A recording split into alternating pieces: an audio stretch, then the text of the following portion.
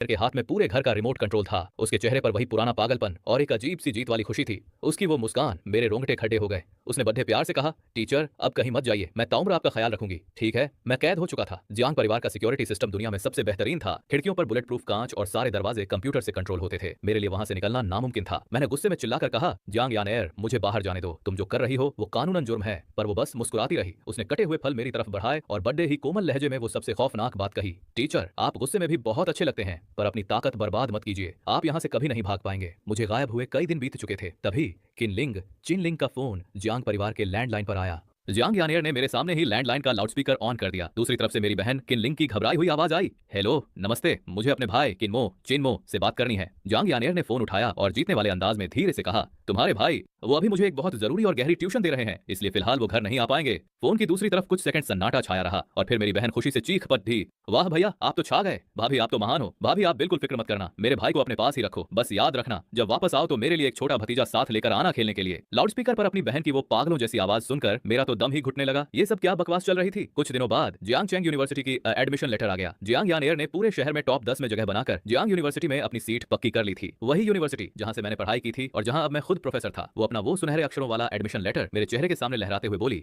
अब मेरी एक नई शर्त है, अगर आप यूनिवर्सिटी में मेरे टीचर बने रहने के लिए तैयार हैं तो मैं आपको इस कमरे से बाहर जाने दूंगी, वरना आपको अपनी पूरी जिंदगी यहीं बस मेरे साथ गुजारनी होगी। अपनी थोड़ी सी आजादी वापस पाने के लिए और अपनी बहन के लिए पैसे कमाते रहने के लिए मेरे पास कोई और रास्ता नहीं था। मैंने भारी मन से उसकी ये बात मान ली। अब मैं उसका कोई कैदी नहीं था, बल्कि यूनिवर्सिटी में अब मैं उसका पर्सनल टीचर बन चुका था। कॉलेज के पहले दिन जियांग यानियर को नए स्टूडेंट्स की तरफ से स्पीच देने के लिए स्टेज पर बुलाया गया। वो जितनी सुंदर थी उतनी ही काबिल भी। उसके चेहरे पर एक अजीब सी गंभीरता और राजसी ठाठ था जिसने पल भर में पूरे कॉलेज का ध्यान अपनी तरफ खींच लिया। लेकिन जैसे ही उसकी स्पीच खत्म हुई उसने झुककर सबको नमस्ते किया और फिर सिर उठाया। उसकी नजरें पूरे हॉल को पार करती हुई सीधे प्रोफेसरों वाली सीट पर आकर मुझ पर टिक गई। उसने मेरी तरफ देखकर एक ऐसी मुस्कान दी जिसे सिर्फ मैं समझ सकता था। उस मुस्कान में एक अजीब सा जुनून और कब्जा करने वाला एहसास था। पूरे हॉल में फुसफुसाहट शुरू हो गई। हर कोई अंदाजा लगा रहा था कि वो आखिर किसे देख रही है, पर मेरी तो जैसे जान ही निकल गई। मुझे ऐसा लगा जैसे मेरी पीठ पर किसी ने ठंडी तलवार रख दी हो। मुझे अंदाजा नहीं था कि कॉलेज में मुझ जैसे जवान प्रोफेसर को लड़कियां इतना पसंद करती हैं। क्लास खत्म होने के बाद अक्सर कुछ चुलबुली कुछ लड़कियां तो इतनी हिम्मत वाली थीं कि मेरे नोट्स के बीच में गुपचुप तरीके से अपनी लव लेटर डाल देती थीं। ये सब कुछ जियांग यानियर की नजरों के सामने हो रहा था, जो हमेशा पहली बेंच के बिल्कुल बीच में बैठती थी। उसके चेहरे पर कोई भाव नहीं था, लेकिन वो अपनी कलम पेन को इतनी जोर से पकड़ डी एच रही थी कि उसकी उंगलियां सफेद पट्टी एच गई थीं। पर इससे भी ज्यादा खतरनाक बात यह थी कि जियांग यानियर की रूममेट लिंगशी जो बहुत ही चुलबुली लड़की थी, वो भी मेरी दीवानी बन गई। क्लास के बाद वो अक्सर जियांग यानियर को खींचकर मेरे पास सवाल पूछने के बहाने ले आती थी, पर उसका असली इरादा कुछ और ही था। प्रोफेसर किन, आप कितने हैंडसम हैं, आप पढ़ाते भी बहुत अच्छा है। वैसे क्या आपकी कोई गर्लफ्रेंड है?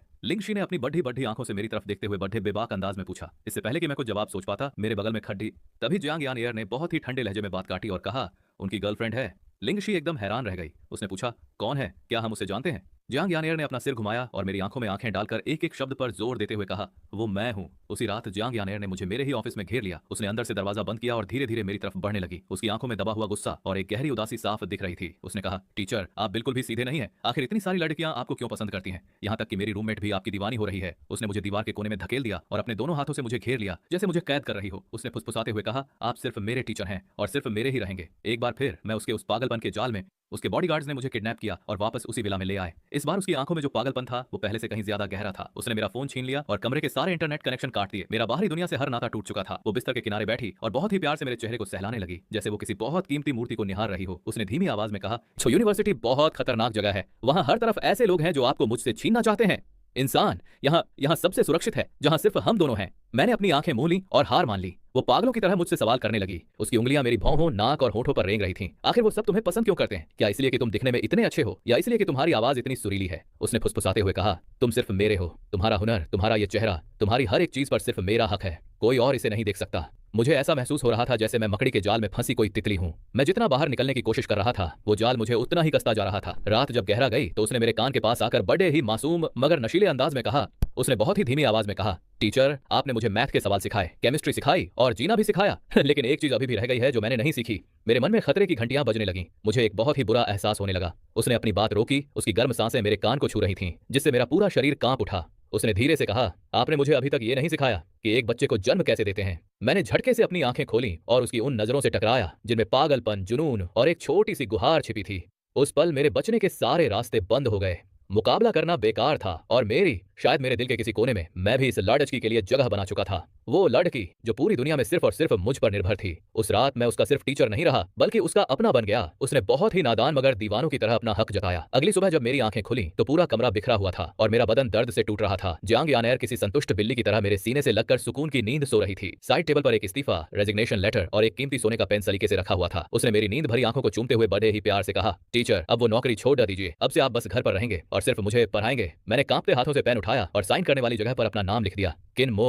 उस पल मैंने यूनिवर्सिटी की उस दुनिया को हमेशा के लिए अलविदा कह दिया और जियांग यानेर का असली अब मैं उसका पर्सनल टीचर बन चुका था। मैं उसकी हिफाजत में भी था और उसकी कैद में भी। कुछ ही समय बाद वो मुझे शादी का रजिस्ट्रेशन कराने ले गई। किसी को कानो कान खबर नहीं हुई, वहां सिर्फ हम दोनों थे। जब हमारे हाथ में वो लाल रंग का मैरिज सर्टिफिकेट आया तो वो किसी ऐसे बच्चे की तरह मुस्कुराई जिसे दुनिया की सारी खुशियां मिल गई हों। इसके बाद एक बहुत ही आलीशान और महंगी शादी हुई जिसने पूरे शहर में शोर मचा दिया। शादी के दौरान जब वो मुझे अंगूठी पहना रही थी तो उसने मेरे कान के पास आकर इतनी धीमी आवाज में कहा जिसे सिर्फ मैं सुन सकूं, किनमो अब तुम्हें उम्र कैद की सजा सुनाई जाती है। तुम्हें पूरी जिंदगी मेरे पास ही कैद रहना होगा। न तुम इसके खिलाफ अपील कर सकते हो और न ही तुम्हें कभी रिहाई मिलेगी। कुछ साल बीत गए और अब किनलिंग, मेरी बहन का ऑपरेशन पूरी तरह सफल रहा और अब वो बिल्कुल ठीक थी। वो अब काफी बड़ी और खूबसूरत हो गई थी। कॉलेज की छुट्टियां होते ही वो खास मुझसे मिलने घर आई। जैसे ही उसने घर में कदम रखा वो दौड़कर आई और मुझसे लिपट गई। उसने चिल्लाकर कहा, भैया मुझे आपकी बहुत याद आई। मैं मुस्कुराया और उसके रेशमी बालों को सहलाने लगा। वो बचपन की तरह ही मुझसे चिपकी हुई थी। लेकिन तभी मुझे महसूस हुआ कि ऊपर से कोई बहुत ही ठंडी नजरों से हमें घूर रहा है। मैंने ऊपर देखा तो जियांग यानेर रेशमी कपड़ों में सीढ़ियों के पास खड़ी थी। उसके चेहरे पर कोई भाव नहीं था लेकिन उसकी आंखें एकदम बर्फीली हो गई थीं। उसे ऐसा लगा जैसे किसी ने उसके इलाके में घुसपैठ कर दी हो। इससे पहले कि मैं कुछ समझ पाता वो तेजी से सीढ़ियों से नीचे उतरी। उसने सीधे अपना हाथ बढ़ाया और उसने सीधे हाथ बढ़ाकर किनलिंग को पीछे से गर्दन से पकड़ लिया और बड़ी बेरहमी से उसे मुझसे अलग कर दिया। जियांग यानेर ने उसे इतनी जोर से झटका दिया कि बेचारी किनलिंग डर गई और 2 कदम पीछे जा गिरी। वो हक्की बक्की होकर तुतलाते हुए बोली, भाभी। जियांग यानेर ने अपने से छोटी किनलिंग को सिर से पैर तक बड़ी कड़वाहट भरी नजरों से देखा। फिर उसने अपनी तरफ उंगली दिखाई और बड़े ही सख्त लहजे में ऐलान किया, अब से मैं तुम्हारी भाभी हूँ और याद रखना भाभी को यह बिल्कुल पसंद नहीं कि तुम अपने भाई के इतना करीब आओ। किनलिंग कुछ सेकंड के लिए तो सन्न रह गई लेकिन अगले ही पल उसके चेहरे पर एक चापलूसी भरी मुस्कान आ गई। उसने बड़े ही मीठे अंदाज में चहकते हुए कहा, नमस्ते भाभी, आप कितनी सुंदर हैं। भैया के साथ आपकी जोड़ी एकदम परफेक्ट है। अब से मैं पक्का आपकी हर बात मानूंगी। मैं भैया से 3 मीटर नहीं 5 मीटर दूर रहूंगी। किनलिंग की समझदारी और तेज दिमाग ने जियांग यानेर के गुस्से को थोड़ा शांत कर दिया। उसने संतुष्टि के साथ सिर हिलाया और एक कदम आगे बढ़कर बड़े हक से मेरा हाथ थाम लिया। उसने मुझे अपनी तरफ खींचते हुए मेरी इकलौती बहन के सामने अपना सुप्रीम पावर दिखाते हुए ऐलान किया, हमारे घर में तुम्हारे भाई सिर्फ मेरे हैं, उनके सिर का एक बाल भी मेरा है। ये हमारे घर का पहला नियम है, समझी। किनलिंग ने पागलों की तरह अपना सिर हिलाया जैसे कोई छोटा बच्चा अपनी बात मनवा रहा हो। मैं बगल में खड़ा ये सब देख रहा था, बेबस भी था और मुझे हंसी भी आ रही थी। इस घर के हर कोने पर अब जियांग यानेर का कब्जा हो चुका था। डिनर के वक्त माहौल और भी अजीब हो गया। किनलिंग ने सोचा कि वो मेरी पसंद की पनीर डिश या मीट डिश का एक टुकड़ा मेरी थाली में रख दे, लेकिन जैसे ही उसकी चम्मच मेरी तरफ बढ़ी, टेबल के दूसरी तरफ से जियांग यानेर की तीखी नजरों ने उसे वहीं रोक दिया। किनलिंग का हाथ हवा में ही कांप गया। उसने तुरंत अपना रास्ता बदला और वो टुकड़ा जियांग यानेर की प्लेट में रख दिया। उसने डरते डरते कहा,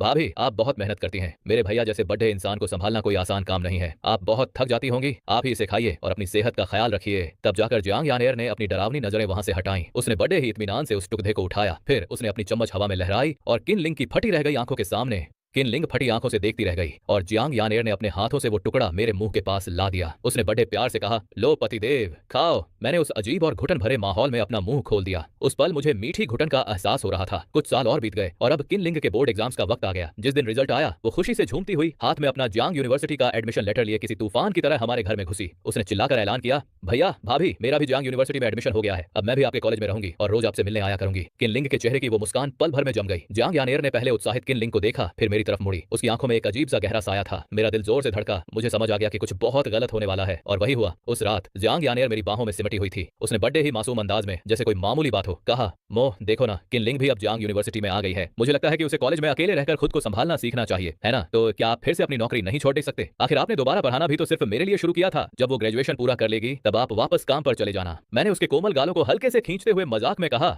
अगर मैं नौकरी छोड़ दे दूंगा तो तुम जैसी अमीर शहजादी का खर्चा कौन उठाएगा? उसने तुरंत बद्दे हक से जवाब दिया, मैं आपका ख्याल रखूंगी, मेरा सारा पैसा आपका ही तो है। उसने मेरी बाहों में और करीब आते हुए लाडी एच कडल करना शुरू किया और बोली, प्लीज मान जाइए ना, मैं नहीं चाहती कि कॉलेज में कोई और लेडी एच की आपको देखे और मैं ये भी नहीं चाहती कि आप अपनी। उसकी बातों का असली मतलब बाद वाले हिस्से में था। अगले दिन मैंने मौका पाकर किनलिंग को गार्डन में बुलाया और एक सीक्रेट मीटिंग की। मैंने बेबसी से अपने हाथ फैलाते हुए कहा, तुम्हारी भाभी चाहती हैं कि मैं फिर से नौकरी छोड़ दे दूं। किनलिंग ने तुरंत सब समझती हूँ वाला चेहरा बनाया और आवाज धीमी करके बोली, समझ गई भैया। भाभी की जलन और पजेसिवनेस, कोई बात नहीं, आप नौकरी छोड़ दे दीजिए, बिल्कुल छोड़ दे दीजिए। आप घर पर भाभी के साथ वक्त बिताइए और मेरे लिए एक छोटा भतीजा लाइए। बीवी बच्चों के आगे करियर की क्या औकात है? उसने अपनी छाती ठोक कर गारंटी दी, मैं वादा करती हूँ कि कॉलेज में कभी आपके पास नहीं आऊंगी। अगर हम टकरा भी गए तो मैं ऐसे एक्टिंग करूंगी जैसे आपको जानती ही नहीं, ठीक है? तो इस तरह किनलिंग के कॉलेज शुरू होने से पहले मुझे एक बार फिर इस्तीफा देना पड़ा। इस बार जियांग यानियर की जिंदगी में मेरी पहचान, अब मैं उसका पर्सनल प्रोफेसर नहीं बल्कि जियांग यानियर और हमारे आने वाले बच्चे का फुल टाइम होम ट्यूटर बन चुका था। जियांग यानियर इस बात से बेहद खुश थी। वो सारा दिन मेरे पास चिपकी रहती और हमारे भविष्य के टीचिंग प्लान्स बनाती रहती। एक रात वो बच्चों की परवरिश की एक किताब लेकर आई और बड़ी गंभीरता से मुझसे बोली, पतिदेव, किताब में लिखा है कि बच्चे की शिक्षा और संस्कार माँ के पेट से ही शुरू हो जाते हैं। मुझे लगता है कि हमें अब और इंतजार नहीं करना चाहिए। मैंने हैरानी से उसे देखा और पूछा, अभी से? पर अभी तो बच्चा है भी नहीं, तो शिक्षा कैसी? वो मेरे और करीब आई। उसका चेहरा शर्म से लाल था। उसने मेरे कान में बहुत ही धीमी और प्यारी आवाज में फुसफुसाते हुए कहा,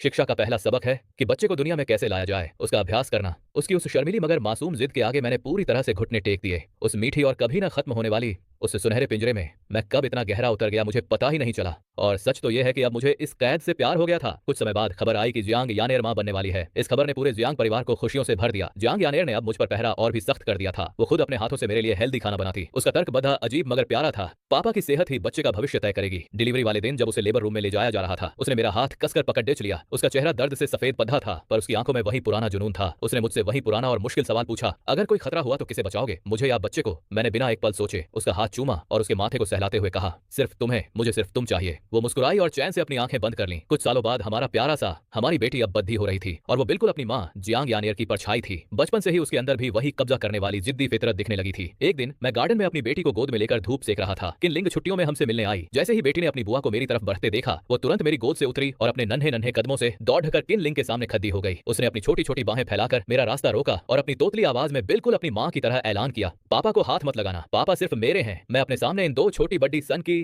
पॉजेसिव लड़कियों को देखकर बेबसी से मुस्कुरा दिया। कहानी समाप्त। Video outro. चैनल के लिए खास मैसेज। दोस्तों, ये थी एक अनोखी और जुनूनी प्रेम कहानी। अगर आपको ये वीडियो पसंद आई हो तो इसे लाइक जरूर करें। और हाँ, शादी के बाद मुझे जियांग यानियर की एक छुपी हुई खूबी के बारे में पता चला। वो मुझसे भी बेहतर टीचर थी, पर वो मुझे नहीं बल्कि हमारी बेटी को पढ़ाती थी। जब हमारी बेटी सिर्फ 3 साल की थी, तभी से उसने उसे पापा पर नजर कैसे रखें का क्रैश कोर्स देना शुरू कर दिया था। एक दिन मैं पानी का गिलास लेकर लिविंग रूम से गुजर रहा था, तभी मैंने उसे बड़ी गंभीरता से अपनी बेटी को समझाते हुए सुना, याद रखना, पापा के फोन का पासवर्ड तुम्हारी मम्मी का जन्मदिन है और ये कभी बदलना नहीं चाहिए। पापा के व्हाट्सएप पर जितनी भी लड़ेचकियां हैं, तुम्हें मम्मी के लिए उन सब पर नजर रखनी है। बेटी ने अपनी तोतली आवाज में पूछा, और नानी? जियांग यानियर बोली। नानी को छोड़कर बेटी ने फिर पूछा, और बुआ? जियांग यानियर 2 सेकंड के लिए चुप हुई और फिर बोली, बुआ को भी छोड़कर। बेटी ने मासूमियत से पूछा, और मैं? उसने मेरी तरफ एक नजर देखा और अपनी आवाज धीमी करके बोली, तुम तो मेरी छोटी मददगार हो, तुम सबसे अलग हो। बेटी ने खुशी से तालियां बजाईं और चहकते हुए बोली, मैं मम्मी की छोटा मददगार। मैं दरवाजे पर खड़ा सोच रहा था कि इस बात पर खुश हो या पुलिस को फोन कर दूं। अब तो हालत ये थी कि किनलिंग जब भी घर आती तो पहले जियांग यानियर को मैसेज करके परमिशन लेती, भाभी क्या मैं भैया को गले लगा सकती हूँ, बस 1 सेकंड के लिए? जियांग यानियर जवाब देती, सिर्फ आधा सेकंड। किनलिंग फौरन रिप्लाई करती, सौदा पक्का। फिर जब भी वो घर आती, किसी चोर की तरह लपक कर मुझे गले लगाती और तुरंत पीछे हटकर अपने दोनों हाथ ऊपर कर लेती, जैसे कह रही हो, देखो मैं पाक साफ हूँ। मैं ये सब देखकर यही सोचता कि मैं कोई इंसान हूँ या कस्टम ड्यूटी पर चेक होने वाला कोई गैर कानूनी सामान। एक दिन किनलिंग ने थोड़ी ज्यादा पी ली और जियांग यानियर का हाथ पकड़ रोने लगी। भाभी, आपको पता है भैया की पहले क्या हालत थी? रोज बस मैगी, इंस्टेंट नूडल्स खाकर गुजारा करते थे। दिवाली पर भी नए कपड़े नहीं खरीदते थे। जब से आपके साथ आए हैं, उनका वजन 5 किलो बढ़ गया है, नया चश्मा आ गया है और अब तो वो हीरो लगते हैं। उसने अपने आंसू पोंछे और अंगूठा दिखाकर थम्स अप बोली, भाभी आप तो हमारे घर की। किनलिंग की बात सुनकर जियांग यानियर ने मेरी तरफ देखा। उसकी आंखों में एक अजीब सा दर्द था, जैसे वो कह रही हो, बेचारे